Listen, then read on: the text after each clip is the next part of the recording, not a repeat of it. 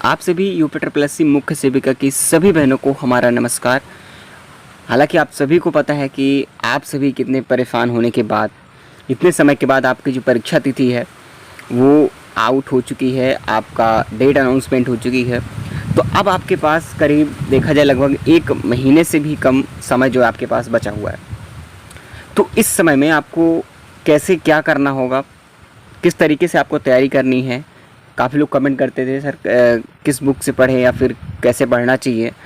तो देखिए, जहाँ तक मैं आपको बताना चाहूँगा, लेकिन उससे कहीं ज़्यादा इम्पोर्टेंट है आप सभी के लिए कि आप सभी के लिए जो कुछ आईडी प्रूफ है जो कि आयोग से संबंधित बहुत ही महत्वपूर्ण जो है निर्देश जो है निकल के आ रहा है। हर एक परीक्षा में निर्देश आते हैं जो कि आप लोग उसे इग्नोर कर देते हो। ठीक है, कहीं हद तक आपको ये ज़रूर पता होगा कि आप सभी को वो चीज़ें पता होती है, लेकिन फिर भी आप सभी सोचते हो कि ऐसा हमारे साथ कभी नहीं हुआ और ना ही होगा, ये तो सब चलता रहता है। लेकिन यहीं पर सबसे ज़्यादा स्टूडेंट जो है एग्ज़ाम सेंटर से ही बाहर कर दिए जाते हैं। वो क्या दिक्कत है मैं आपको बता दूं। हाँ, और आपको कैसे तैयारी करनी है कि आपका टारगेट स्कोर अच्छा बन सके।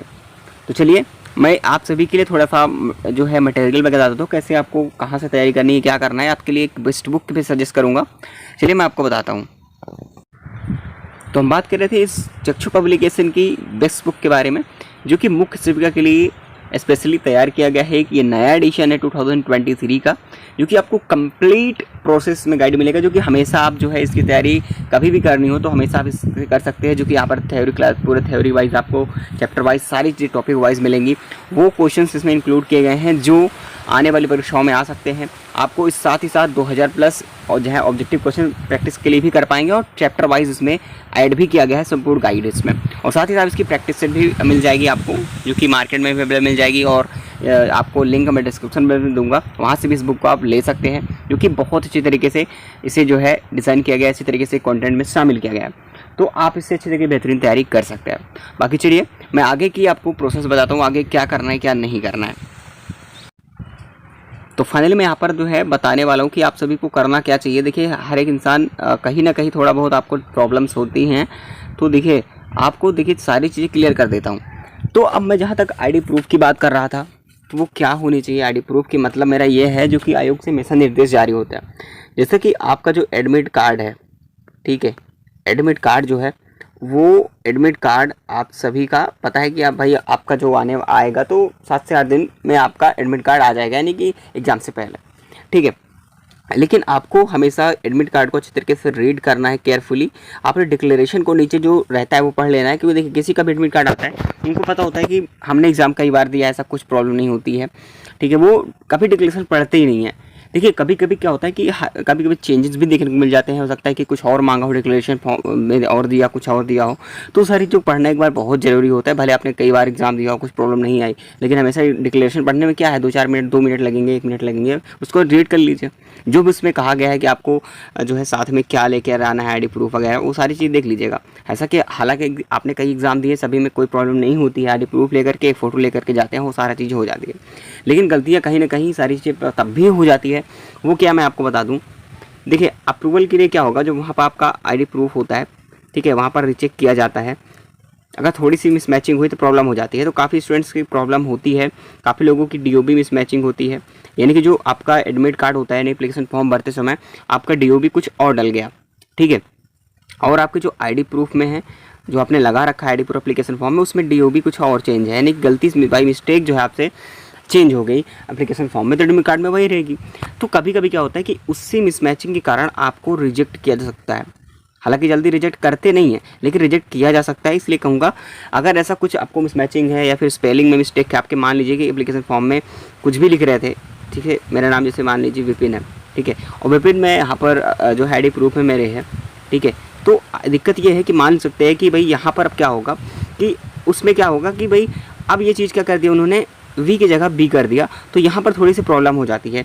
थोड़ा चेंज हो गया, नाम में भी स्पेलिंग मिस्टेक हो गई, कभी कभी डीओबी में मैचिंग हो जाती है। इस कारण से आपको क्या करना है मैं आपको बता दूं।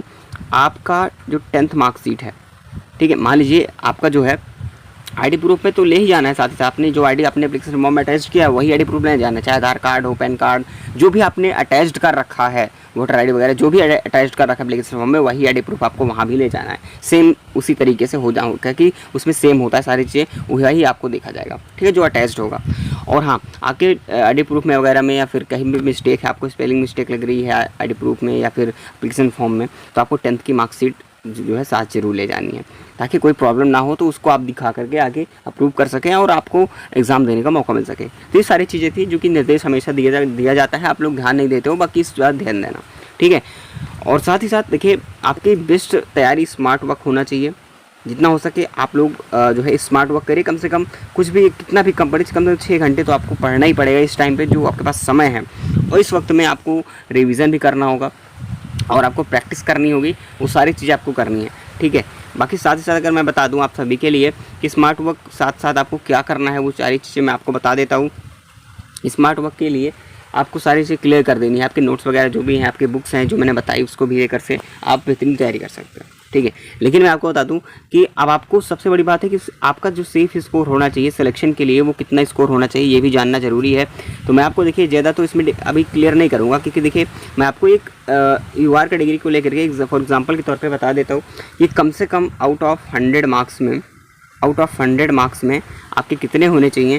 तो कम से कम साथियों इस बार 70 टारगेट करने का कहूँगा, ये अनरिजर्व कैटेगरी के लिए बात कर रहा हूँ, 70 कम से कम होना ही चाहिए इतना मार्क्स, ठीक है। मैं सभी कैटेगरी की बात नहीं कर रहा हूँ। आप समझ सकते हैं कि जो अदर कैटेगरियाँ हैं और OBC SC ST EWS जो भी कैटेगरी है, अपने कैटेगरी के हिसाब से मान के चल सकते हैं कि उसी हिसाब से आपको मार्क्स जो है लाने होंगे। हालांकि EWS OBC के इक्वल होते हैं, कभी कभी जो है UR कैटेगरी के इक्वल ही फीमेल कैंडिडेट्स और EWS का जाता है। तो फीमेल इसमें सारी फीमेल ही है, तो कोई दिक्कत यहाँ पर है नहीं। हालांकि बहुत ज़्यादा हाई मेरिट नहीं जाती, लेकिन आपको मैं टारगेट स्कोर बता रहा हूँ कि आपको अगर इतना टारगेट लेकर के चलेंगे, इस हिसाब से तैयारी करेंगे, तो कम से कम 70 नहीं तो कम से कम 60+ तो बन ही जाएंगे, जो कि इसमें भी ज़्यादा कट ऑफ नहीं जाने वाली है, एनएम की ही जैसे जाएगी, ठीक है। तो बिल्कुल परेशान मत होइएगा। तो बाकी चलिए मिलेंगे नेक्स्ट इन्फॉर्मेशन में, जैसे कोई अपडेट मिलती है तो आपको जरूर सूचना दी जाएगी। और हाँ, एक बात बताना चाहता हूँ कि जैसा कि आप सभी इस सारी चीज़ों को समझ चुके हैं, ठीक है। और हाँ, एक बात सबसे इम्पोर्टेंट है कि आपको देखिए काफ़ी लोग ऐसे होंगे, हो सकता है कि वो पहली बार एग्ज़ाम दिया, हालांकि पहली बार तो नहीं होगा, मुझे अच्छी तरीके से पता है, लेकिन आपको काफ़ी लोगों को कई बार एग्ज़ाम देने के बाद भी सारी चीज़ें नहीं पता होती हैं। देखिए, आपको क्या करना है, कोशिश ये करना है कि प्रैक्टिस सेट, ठीक है, प्रैक्टिस सेट आपको लगाना है, ठीक है। चाहे दिन में आप एक बार ही लगाइए, ठीक है, और चाहे 2 दिन में एक बार, आपको जब मौका मिले आपको समय निकाल करके प्रैक्टिस सेट लगाना है। और प्रैक्टिस सेट लगाते समय आपको लगता है कि सर हमारे मार्क्स नहीं बन पा रहे हैं, मान लीजिए कि आप ये सोच के चल रहे हो कि हमारा जो मार्क्स है वो बहुत कम आ रहा है प्रैक्टिस सेट लगाते समय, तो देखिए बिल्कुल घबराइए, उससे आप लोग बिल्कुल प्रेशर में मत रहिएगा। आपके दिमाग में ये बैठा कर रखो कि हमको करके आना है, हमने तैयारी फुल की है। मान लीजिए भाई जो तैयारी हुई है, लेकिन आपको जो एग्जाम सेंटर में जाओगे उससे पहले आपको सोच लेना है कि हमारी तैयारी अच्छी तरीके से है।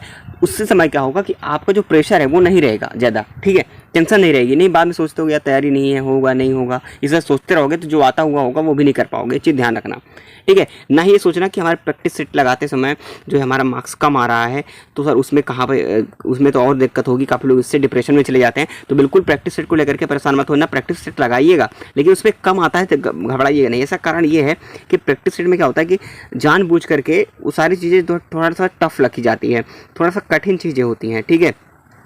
इसीलिए कह रहा हूँ जानबूझ के बनाई जाती है ताकि आप तक समझो। अगर वो सरल ही दे देंगे तो आपको ये लगेगा कि ये तो सारी चीज़ मुझे पता है, वो आप प्रैक्टिस सेट नहीं लोगे, ठीक है।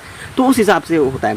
बाकी आप लोग घबराइए नहीं, प्रैक्टिस सेट से कोई मतलब आपको नहीं, केवल आपको प्रैक्टिस करनी है। जो भी आता है वो ठीक है, जो नहीं आता कोई दिक्कत नहीं है, उसको एनालिसिस कीजिए। हालांकि एनालिसिस करने का ही समय नहीं है आपके पास, प्रैक्टिस करने का समय है, ठीक है। लेकिन आपको ये सारी चीज़ें ध्यान देनी है, ठीक है। और वहाँ पर आपको प्रेशर दिमाग में नहीं रखना है, ये सोच लेना है कि हमने हमारी प्रैक्टिस है, हमने अच्छी तरीके से पढ़ के आए हैं तो कोई दिक्कत नहीं है, अब एक बार फोड़ना है, ये सोच कर दिमाग में चलोगे तो वहाँ पर प्रेशर थोड़ा कम रहेगा, ठीक है। बाकी चलिए आगे की गाइडेंस मैं आपको देता रहूँगा। मिलेंगे नेक्स्ट इन्फॉर्मेशन, तक के लिए चैनल पर नए हो प्लीज़ सब्सक्राइब भी कर लीजिएगा।